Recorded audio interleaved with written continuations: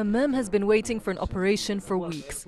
He hasn't been able to walk for a month now since he was shot in the leg during the battle for Beni Walid. His injuries are relatively minor, a broken hip and knee, but he's still at the central hospital in Tripoli and says he feels abandoned by the new authorities. Do they know we exist? Do they know there are people like this here? I don't think they're interested in the fighting, the wounded, or the independence of Libya.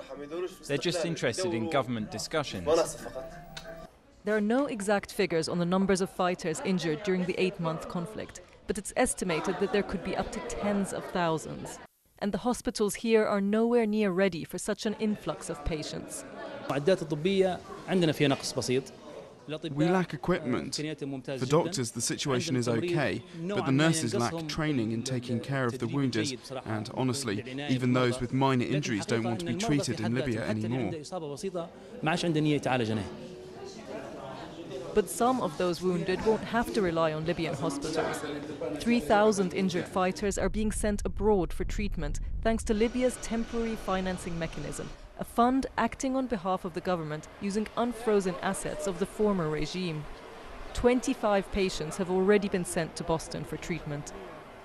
Some NGOs are also raising funds from people in Tripoli to help those wounded during the uprising.